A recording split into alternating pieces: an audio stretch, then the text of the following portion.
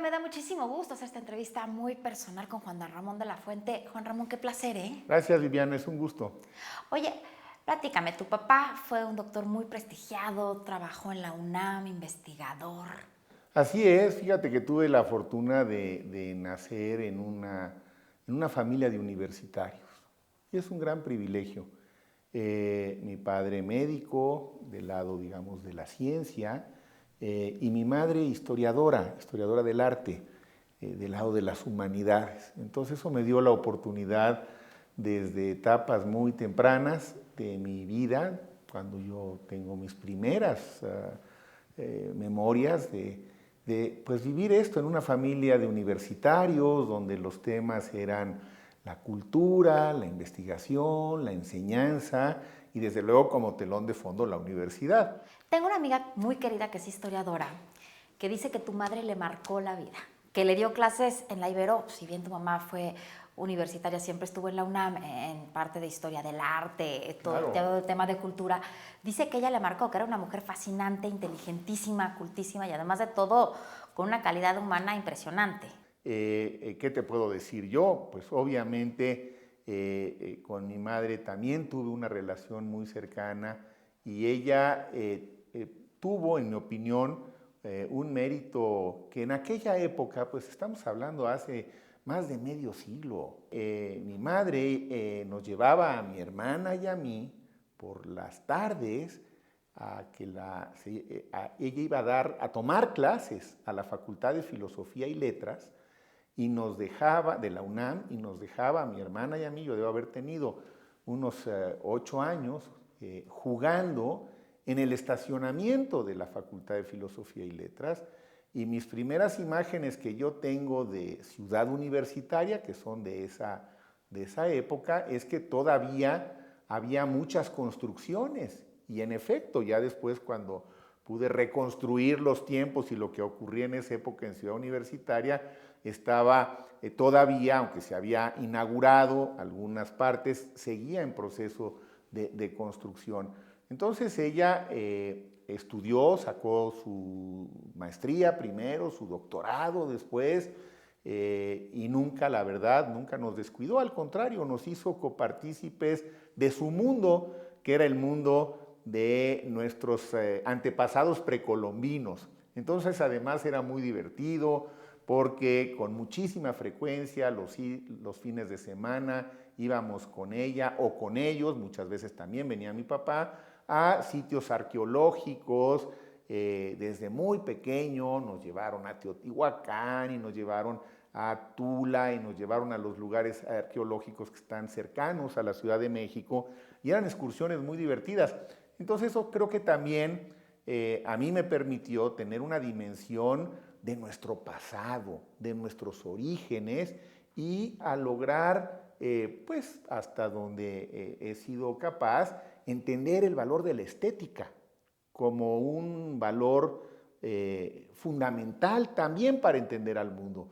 Entonces, fíjate qué gran oportunidad. Por un lado, el influjo de la ciencia, de la medicina, y por otro lado, el poder tener contacto con ¿De la dónde viene? cultura. La política me nació en algún momento de mi vida, porque eso sí, en mi familia no hay antecedentes de ningún lado, y fíjate que llegó en forma un tanto fortuita, porque yo era director de la Facultad de Medicina y había conocido al entonces secretario de Educación Pública, que era Ernesto Zedillo, porque antes de ser director de la Facultad de Medicina en la UNAM, fui coordinador de la investigación científica. Y el entonces rector me mandaba, el coordinador de la investigación científica siempre va o iba como representante de la UNAM al CONACYT.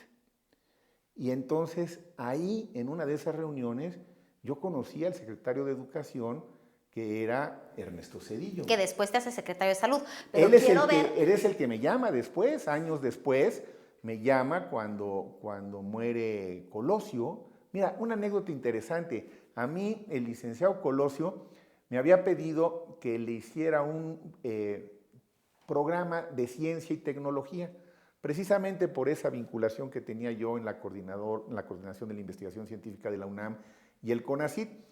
y le hice el proyecto que me pidió que viera con el que era entonces su coordinador de asesores, que era Ernesto Zedillo, o su coordinador de campaña, creo que es la responsabilidad que tenía.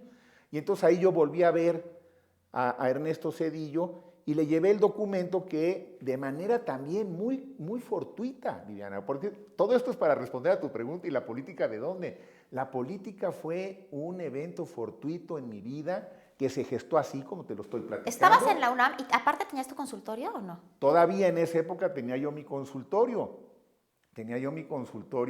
Que disfruté mucho. Los años que di consulta, fui yo muy feliz. A mí me gusta la medicina, me Pero gusta qué la responsabilidad profesión. ser psiquiatra. Con un mal consejo acabas con la vida de alguien. Pues sí, bueno, ¿qué te digo a ti? También tu padre fue un psiquiatra connotado. Lo bueno es que no nos dieron malos consejos, ¿no? Por lo menos a nosotros. No, mira, la psiquiatría es muy interesante, me sigue interesando mucho los temas que actualmente trabajo ahora que estoy, digamos, de regreso de tiempo completo a la vida académica, tienen que ver con aspectos de salud mental. A ver, los psiquiatras son muy analíticos. Te sientas y ya te están leyendo de arriba para abajo. Sigue siendo así, me imagino, no se te Pues quita. no, mira, no te creas, no tanto. Yo creo que depende mucho del contexto. Bueno, sí, hombre, siempre tienes la posibilidad de pescarle a la gente algunos rasgos, pero no estás todo el tiempo, ni aun cuando estaba yo activo en el consultorio. Una cosa es estar en tu consultorio atendiendo a alguien que te viene a consultar profesionalmente, que te empieza a platicar parte de su vida, que empiezas a tratar de asumir tu papel como profesional, de entender lo que te están diciendo para ver por dónde y cómo les puedes ayudar. Pero sí, conociendo la mente humana te puede ayudar mucho, ayudar a la gente y también a ver cuáles son las problemáticas que existen. Bueno, a mí me ha ayudado mucho. Por ejemplo, algo que digo con cierta frecuencia es que los políticos en México son lo más predecible que puede haber.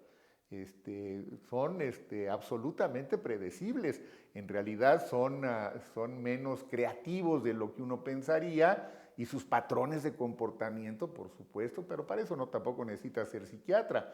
Más trabajo te cuesta analizar personalidades como la del señor Trump, ¿no? Que también ha dado mucho que decir. Es un manjar para cualquier psiquiatra. En el mundo de la psicología y de... Es un manjar para cualquier psiquiatra. Bueno, Trump. Es un tema, a mí me preocupa mucho. Me preocupa porque sí creo que su personalidad lo hace ser un agente en muchos aspectos impredecible y muy difícil lidiar con él, ¿no? Por ese elemento de impredictibilidad, ¿no? Y ese ego tan grande que tiene, en donde me parece que no es una interacción Juan Ramón, dejas sencilla. la Secretaría de Salud, que fue un momento muy bonito político para ti, la verdad, pudiste trabajar mucho, hacer mucho por la gente, y llegas a la UNAM en un momento muy álgido y muy complicado. Complicadísimo, Viviana, realmente muy complicado. Y fíjate que es una etapa en donde nunca dejé de dar algunas clases en la universidad.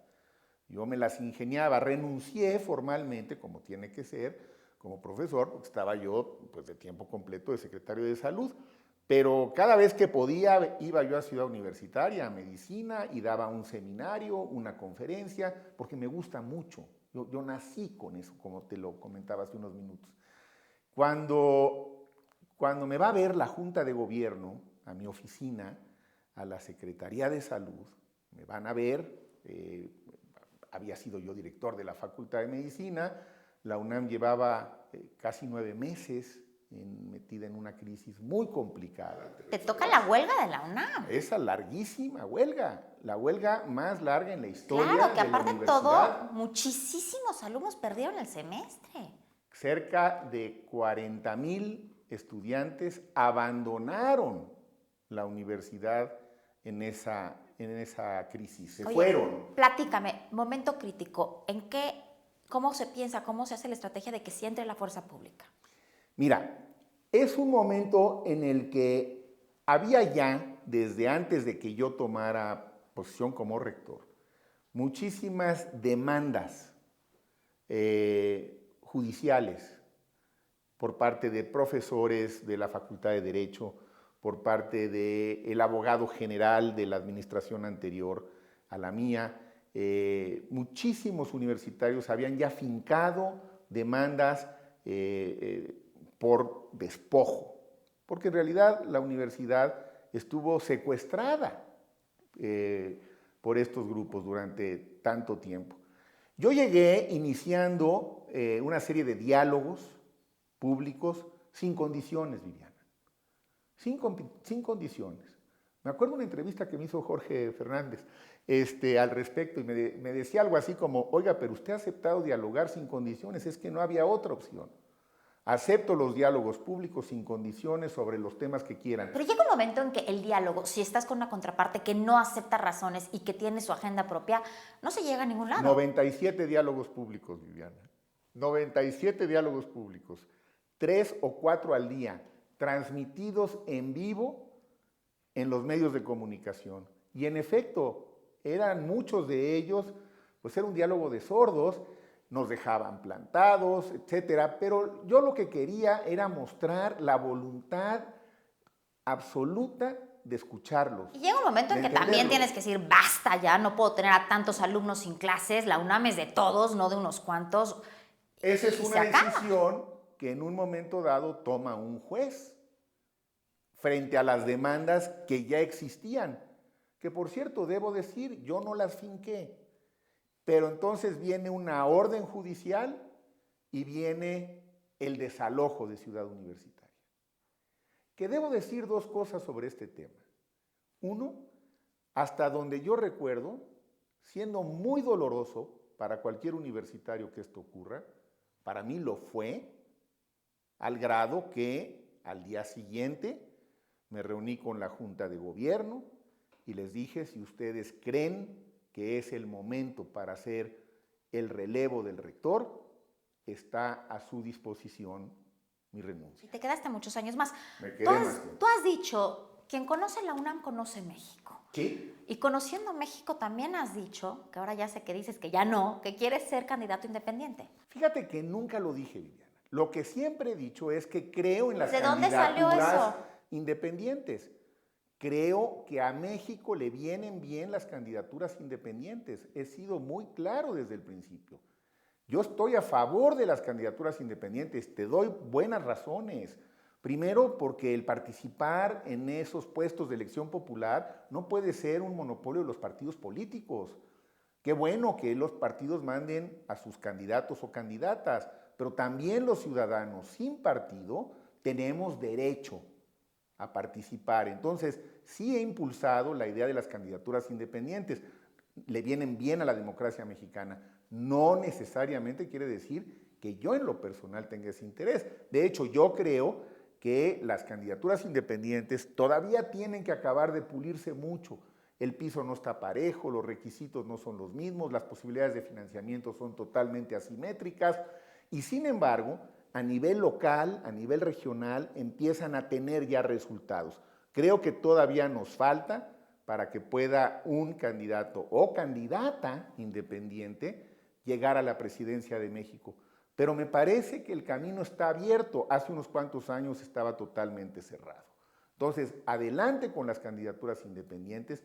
Yo en lo personal no contemplo, nunca contemplé participar en esta contienda. Mi nombre se ha mencionado, sí se ha mencionado, como se mencionó hace 6 años y hace 12. A ver, en el 2006, ustedes dijeron que estaban totalmente en contra de Roberto Madrazo y se fueron, cuéntame esta historia, parece ser como de independientes y finalmente se acabaron sumando al movimiento de López Obrador. Yo sí apoyé en 2006 con mucho cuidado, porque era yo rector. Y la verdad, casi no me metí. Tenía yo que cuidar mucho mi papel como rector y cuidar a la universidad. Imagínate, yo había llegado para tratar de rescatar a la universidad de una crisis, lo último que iba a hacer es tratar de volver a meterla. En 2012 sí tuve una participación más abierta en apoyo a la candidatura de López Obrador. Algunos en 2000 se habían ya manifestado en contra un poco del sistema, este grupo de los que fueron en su momento el grupo San Ángel, recordarás, y apoyaron a Fox. Bueno, con Federico Reyes Heroles, hubo mucha todos gente ellos. muy distinguida en ese grupo San Ángel. A mí, fíjate, Ahí, Grandes by the amigos way, tuyos. muchos amigos míos, pero como yo acababa de entrar a la universidad y estaba yo en medio de esa enorme crisis, dije, por favor, no podemos distraernos un momento. Y la universidad uno tiene que cuidarla mucho porque puede ser un botín político. Por supuesto. ¿No? Y Tú eso has es parte declarado, a de ver, la te voy a crisis. citar A textualmente, ver. quien quiera gobernar este país debe demostrar que lo entiende y que en algunas tiene algunas ideas por lo menos razonables como alternativa. Por supuesto, si no, imagínate. López Obrador tiene ideas alternativas porque yo no lo escucho decir muchas propuestas. Bueno, en su último libro, no sé si tuviste ocasión ya de hojearlo, sí, yo creo que hay algunas propuestas, son así totalmente novedosas, no. Propuestas totalmente novedosas, para serte muy franco, no las he escuchado todavía. Yo no las he escuchado, no hemos tenido oportunidad de escuchar a alguien con la frescura, por ejemplo, que tuvo ahora recientemente Macron en Francia. Vemos, por ejemplo, mucha gente está ya viendo el 2018 y piensan que ya hay un candidato, otro candidato, pero bueno, lo veíamos ahora con las elecciones de Francia. A Emmanuel Macron hace un año le decían el 7% porque tenía el 7% en las encuestas. Sí, pero hay que reconocer que, a ver, él es un tipo un poco excepcional, ¿no? ¿Por qué es excepcional? Y ahí es donde yo digo, ¿dónde está ese personaje en nuestro país? No solo por su independencia, por su simpatía personal, yo tengo la impresión de que es un gran seductor, sino porque en efecto él logró algo que se vendría muy a cuento en México, que es sí partir de una posición antisistema, pero en lugar de irse a los extremos populistas, desde esa misma posición antisistema, recuperar el liberalismo democrático. A ver, tú has estado muy cercano a López Obrador, a Andrés Manuel López Obrador, pero él es un hombre mucho más conservador. Yo te veo a ti mucho más liberal, impulsaste todo el tema de la muerte digna, el tema de la marihuana. Yo me considero un liberal que frente a ciertas coyunturas tiras más para la izquierda que para la derecha, ¿no? Pero estos temas que son típicamente de los liberales progresistas no son las prioridades que ha establecido López Obrador. Yo creo en la muerte digna, yo creo en la diversidad sexual, creo en la diversidad en general. Me parece que la clave para entender a un país como México es respetar la diversidad, y respetarla significa darles a todos los mismos derechos. Fíjate que, vamos a regresar un poquito, el tema de la muerte digna, yo acabo de pasar ahorita, acabo de perder a mi madre, y lo único que le pedíamos al doctor es que muera dignamente. La ciencia debe determinar donde termina la dignidad del ser humano. Por supuesto, y la medicina moderna tiene las herramientas. Lo que no hemos todavía logrado es acabar de dar el paso, pero qué bueno que Ahora, ya ¿quién empieza a quiere darse. sufrir cuando te estás muriendo? Uno No. tiene que ponerse a pensar, ¿cómo me gustaría que me trataran a mí? Nadie quiere sufrir cuando se está muriendo. Cuando te pueden agilizar y tranquilizar, que no es matarte, al contrario, es ponerte algún sedante, algún tranquilizante para que no sufras. Algún opioide, Viviana. Por eso fue también fíjate, pero es que ya estás tocando los temas. Esos son las luchas que yo estoy dando desde la sociedad. Que se encuentre morfina en los hospitales, que no había y sigue casi sin haber, para que los enfermos en la parte final de su vida puedan tener una muerte digna. Que legalicemos los derivados cannabinoides con uso medicinal, para que estos chiquitos que tienen 100 convulsiones al día puedan recibir los beneficios de sustancias que bajo control médico son formidables. Obviamente en el mercado negro. ¿Pero qué pasa, por ejemplo, cuando ya sugieres el tema de la marihuana en un tema recreativo? Tú eres médico. Sí. Yo estoy totalmente de acuerdo que en un tema de libertad todo mundo puede decidir qué hacer con su propio cuerpo. Pero tú bien sabes que antes de los 23 años el cerebro no está suficientemente maduro y fumar marihuana puede traer un problema serio de salud. Yo estoy totalmente en contra de que se consuma marihuana entre los menores de edad.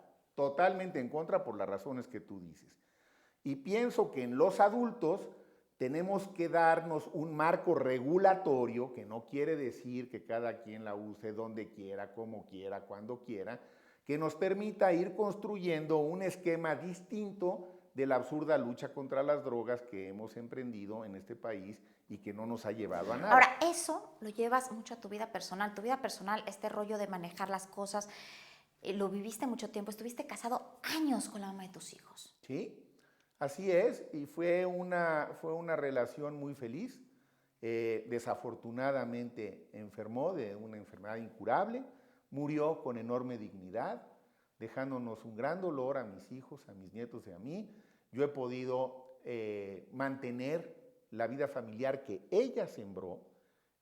Sigo teniendo una muy buena relación con mis 3 hijos, con sus cónyuges, con mis 7 nietos, y tengo una nueva relación de pareja que me ha permitido también volver a hacer las cosas que uno habitualmente hace y disfruta mucho con las parejas, que son desde ciertas diversiones, como ir al teatro, Los como toros, ir a un el concierto, fútbol.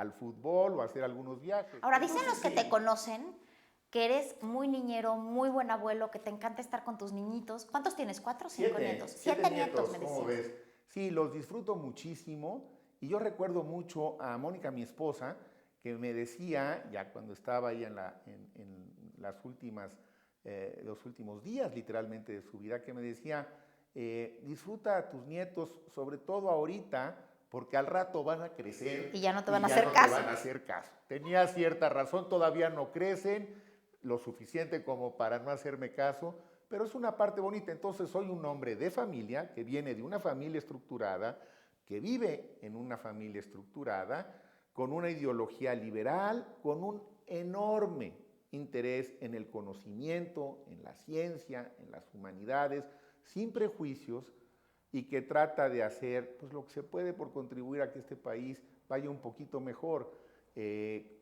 Con eso me quedo yo, digamos, no en términos satisfechos, porque siempre quieres hacer algo más y quisieras que las cosas fueran mejor, pero me quedo, digamos, en una dinámica de decir, sí podemos seguir haciendo cosas, Viviana, no necesitas ser candidato para hacer cosas por México, las puedes hacer desde la sociedad, y los temas que a mí me interesan, que son la salud, la educación, el conocimiento, el desarrollo y desde luego los generales, las libertades, la justicia, pues son temas con los que yo creo que me voy a morir, y de alguna manera voy a tratar de seguir impulsándolos donde estén. A ver, Juan Ramón, nos queda muy poquito tiempo. Dime. El día más feliz de tu vida. Uy, no, caray, pues son muchos, a ver, el día que me casé, el día que me recibí de médico, el día que me gradué como psiquiatra, el día que nacieron mis hijos, me quedo con media docena. ¿El más triste? Cuando he tenido que confrontar la muerte de mis seres queridos. Entiendo la muerte, Viviana. En pocos años he tenido que enterrar a mis padres, a mi esposa, a 2 de mis cuñados, a algunos de mis amigos más cercanos. La entiendo, y yo creo que la muerte también me ha permitido entender mejor la vida. Es la experiencia más dolorosa, que se te muere un ser querido, porque tú te mueres en cierta forma. Se muere una parte de ti. Exactamente. Pero también está el otro elemento que la muerte de alguien tan cercano te da, que es una cierta madurez para entender que en esto que llamamos vida, todo es transitorio, y que lo único definitivo que hay es la muerte. Complétame esta frase. Juan Ramón de la Fuente es... Es médico. Muchísimas